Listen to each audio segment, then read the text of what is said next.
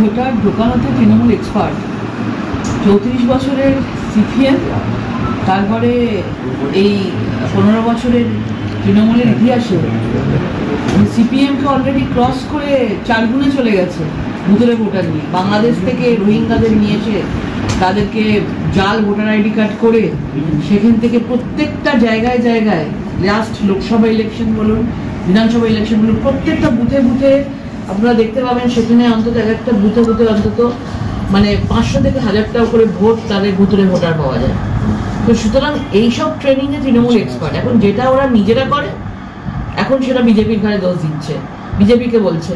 এমন রাখবেন মমতা বন্দ্যোপাধ্যায় 2011 থেকে 2025 অব্দি যে কটা কথা উনি বলেন সেগুলো মনে রাখবেন ওনার নিজের মস্তিষ্কে সেটা গড়ে, এবং তিনি নিজে এটা করেন, সেই জন্য অন্য কেউ ভাবেন সেটা করবে। আজ পর্যন্ত বিভিন্ন জায়গায় মহারাষ্ট্র বলুন, দিল্লি বলুন, হরিয়ানা বলুন, বিভিন্ন জায়গায় ভোট হয়েছে, কেউ একথা বলেনি। আজকে বাংলার মুখ্যমন্ত্রী এই কথা বলছে, বাংলার মুখ্যমন্ত্রী অভ্যস্ত এইসব করে করে, সেই জন্য ভুতুরে ভোটারের কথা নিজে না বলে বিজেপির দিকে দোষ দিচ্ছে।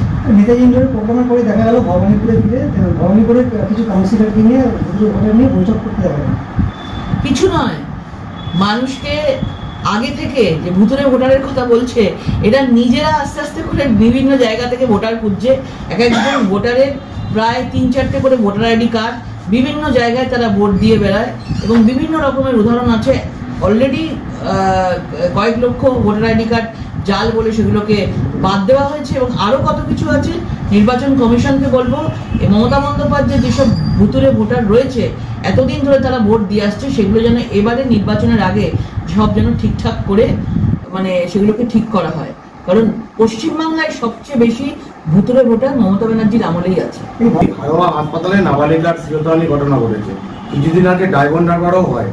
রাজ্যের বিভিন্ন হাসপাতালে শ্লীলতাহানির অভিযোগ আসছে, কি বলবেন? তো পুরোপুরি ভাবে তৃণমূলের চরিত্রই হয়ে গেছে। আমরা তো জবে থেকে ভারতীয় জনতা পার্টিতে এসেছি, আমরা একটা কথাই বলেছি, মহিলা মুখ্যমন্ত্রীর আমলে সবচেয়ে বেশি আক্রান্ত মহিলারা। এই আপনাদের এখানে সামনে পানাগড়েতে যে নৃত্যশিল্পীকে যেভাবে তাকে মানে অ্যাক্সিডেন্টে তাকে মারা হলো আমি বলবো, এবং বিভিন্ন জায়গায় দেখুন কিশোরীকে ধর্ষণ, গণধর্ষণ চলছে বিভিন্ন জায়গায় যেভাবে মহিলাদের প্রতি অত্যাচার চলছে, সেখানে মুখ্যমন্ত্রীর একটা কথা থাকে না। সেখানে সে পার্কস্ট্রিট বলুন, কি কামদুনি বলুন, কাকদ্বীপ বলুন, সব ব্যাপারে দেখা যায় যারা অত্যাচারিত হয়েছেন তাদের নিয়ে একটা কথা নেই, বরং তাদেরকে বাঁচানোর জন্য যারা দোষী রয়েছে তাদেরকে নিয়ে দু কথা তিনি বলবেন। মানে এটাই এখন তৃণমূলের এখন ইতিহাস বলুন, আর এখন তৃণমূলের যে চলছে ট্রেন্ড চলছে। হুগলির একজন কনস্টেবল যে সোশ্যাল মিডিয়াতে সরব হয়েছিলেন যে তার ডিউটির চাপে এবং মানসিকভাবে অত্যাচার করা হচ্ছিল, সেই জন্য তিনি আত্মহত্যার হুমকি পর্যন্ত দিয়েছেন, এবং তারপরে তাকে ক্লোজ করে দেওয়া হলো। কি বলবেন? পুলিশের ওপর দিয়ে অনেক কিছু, এই পুরো ভোট, কালকে যে যত বড় নাটক চললো, পিসি ভাইপোর যে নাটক কালকে সবাই দেখলো ওই ভরা স্টেডিয়ামে, এটা সম্পূর্ণভাবে নিয়ন্ত্রণ করা হয় পুলিশকে দিয়ে। পুলিশের উপর প্রচুর চাপ সৃষ্টি করা হয়, কি লোকসভা ইলেকশন বলুন, কি বিধানসভা ইলেকশন বলুন, আবার বিধানসভা আসছে, এবং পুলিশকে জোর করে তাদেরকে বলা, তাদেরকে বিভিন্ন জায়গায় ভারতীয় জনতা পার্টির কর্মীদেরকে কেস দেওয়া থেকে শুরু করে বিভিন্নভাবে তাদেরকে ইউজ করা হয়, এবং প্রত্যেকে সেই চাপটা নিতে পারে না। আস্তে আস্তে প্রতিবাদ বাড়ছে, আওয়াজ বাড়ছে, এবং দেখবেন এইরকম প্রতিবাদ আরও বাড়বে আগামী দিনে, তারা এই কাজগুলো করতে পারবে না।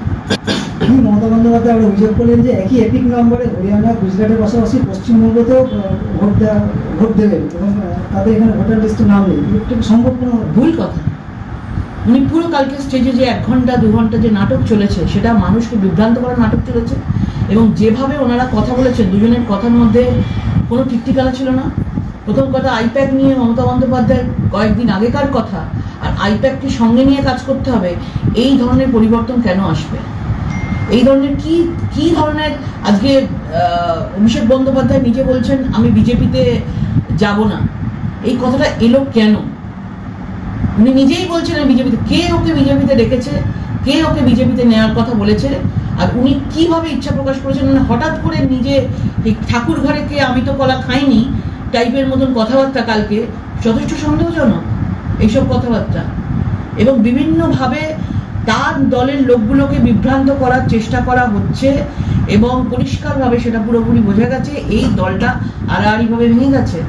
নিজেদের মধ্যে কে হবে মুখ্যমন্ত্রী, এবং মানুষকে তৃণমূল কংগ্রেসের যারা পুরনো কর্মীরা রয়েছে তাদেরকে বোকা বানিয়ে বিভিন্নভাবে তারা একসাথে হয়ে দেখানোর চেষ্টা করছে আমরা এক, কিন্তু অন্দরে অন্দরে তৃণমূল দলটা আড়াআড়িভাবে ভেঙে গেছে, পুরনো নতুনে ভেঙে গেছে, মানে কারোর সাথে কারোর মিলছে না। যে মমতা বন্দ্যোপাধ্যায় এই দল তৈরি করেছিল সেই মমতা বন্দ্যোপাধ্যায়ের দলকে এই ভাইপো অভিষেক বন্দ্যোপাধ্যায় তিনি বিভিন্নভাবে নিজের কন্ট্রোল নেওয়ার চেষ্টা করছেন। দিদি, আপার প্রাইমারি যারা চাকরি প্রার্থী তারা একগুচ্ছ দাবি নিয়ে আজকে রাস্তায় নামবে এবং তারা 987 দিন ধরে অবস্থান বিক্ষোভ চালিয়ে যাচ্ছে। তাদের দিকে তো তার তাকানো নেই, তার শুধু ভোট ব্যাংক তুষ্টিকরণের রাজনীতি, তার শুধু এটাই রয়েছে। তার দরকার নেই, একবার ভোটে জিতে গেলে সবাই মরুক, আমার দেখার দরকার নেই। আমি ভোটে জিতে গেছি, আমি সিন্ডিকেটবাজি করতে পারছি, আমার হাতে ক্ষমতা, আমার হাতে পয়সা, আমার হাতে সব, সেটাই তৃণমূলের প্রত্যেকটা জায়গায় দেখা যাচ্ছে যে ভোটটা যেভাবে জিততে হবে, বাকিটা তারা কাউকে কিছু দেখবে না। কোনো ডেভেলপমেন্ট হয়েছে বাংলায় লাস্ট 5 বছর? 2021-এর পর 2026 আসতে চললো, আপনারা বলুন কোন জিনিসটা 2021-এর পর থেকে 2026-এ ডেভেলপমেন্ট হয়েছে? কোন জিনিসটা? আস্তে আস্তে আরো খারাপ হয়েছে। আর.জি. করের ঘটনা ভালোভাবে চোখ খুলে দিয়েছে যে বাংলার মানুষ কতটা তিতিবিরক্ত এই সরকারের প্রতি, মানুষের ঢল যেভাবে রাস্তায় নেমেছে। দিদি, শুভেন্দু অধিকারী বলেছেন যে আমাকে হিন্দুরা ভোটে জিতিয়েছে, আমি হিন্দুদের হিতে আমাদের কাজ করতে হবে এবং রাম মন্দির স্থাপন করবো।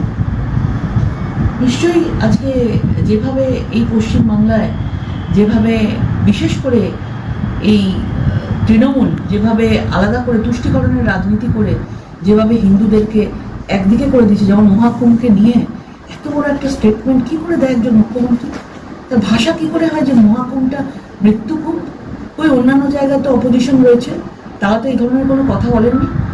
মানে উনি ভোট পাওয়ার জন্য 30% ভোটের জন্য উনি 70% যেসব হিন্দুরা যারা এই বিশ্বাস করে আজকে মহাকুম্ভে স্নান করতে গেছেন, ওনাদের দলেরও প্রচুর লোক আছেন, তারাও গেছে, এবং সেখানে তাকে মৃত্যুকুম্ভ বলছেন। মানে ভোট পাওয়ার জন্য নিজের পরিচয়টাকেও তিনি মানে বিশ্বাসটাকেও তিনি, ধর্মের যে বিশ্বাসটা আমাদের রয়েছে, যেটা আমাদের পরিচয় থাকে, সেটাকেও উনি হারিয়ে ফেলছেন। নেতাহীন বলে শুভ্রাংশু বাবা মুকুল রায়কে বেইমান বলেছে অভিষেক বন্দ্যোপাধ্যায়, কিন্তু তারপরে শুভ্রাংশু হাসিমুখ তিনি বলছেন কোটায় দলের বিষয়। লজ্জার কথা, কি করে এনারা থাকেন, মানে কি যে কষ্ট করে এনারা তৃণমূলে আছেন একবার ভেবে দেখুন। যারা বিজেপি থেকে যারা তৃণমূলে গেছে তাদের সর্বনাশ এবং মহা সর্বনাশ হতে চলেছে। দেখবেন তাদেরকে কিভাবে তাদেরকে ভেতরে টর্চার করা হয়, তারা মুখ খুলতে পারে না, এবং আজকে এদের অবস্থা এরকমই হবে। যারাই যাবে ওইখানে তাদের অবস্থা এরকমই হবে। যদি কোচবিহারেও পুতুলে ভোটার, একই এপিক নম্বরে দুজনকার নাম, ফুলবাড়ি গ্রাম পঞ্চায়েতে, আরতি সরকারের এপিক নম্বরে ইউপি বাসিন্দার নাম। দেখুন, সম্পূর্ণ মিথ্যে কথা, কোনো ডকুমেন্টস তারা দেখা। আমার মনে হয় ইলেকশন কমিশনের কাছে যাক। আমরা ইলেকশন কমিশনকে একটা কথাই বলবো, যেভাবে দিল্লিতে, যেভাবে মহারাষ্ট্রে, যেভাবে হরিয়ানা ইদানিং ভোট হয়েছে, ভারতীয় জনতা পার্টি জিতেছে, সেক্ষেত্রে দাঁড়িয়ে যেন স্বচ্ছতার সঙ্গে যেন এই বাংলায় যেন ভোট করানো হয়। যদি কোনো কিছু থাকে সেটা ঠিক করা হোক।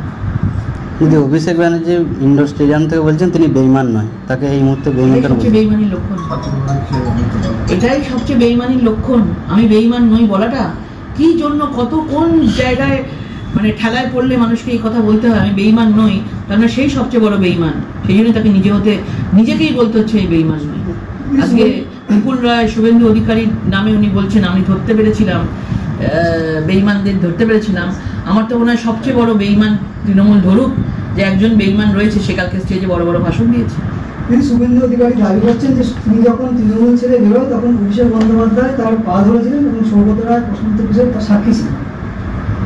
এটা তাদের ব্যাপার, তারা বিষয়টা জানেন। এবং শুভেন্দুদা যেটা করেছিলেন ভালো কাজ করেছিলেন, এবং ওই একটা মানে এরকম একটা করাপশনের দল থেকে উনি বেরিয়ে এসেছিলেন।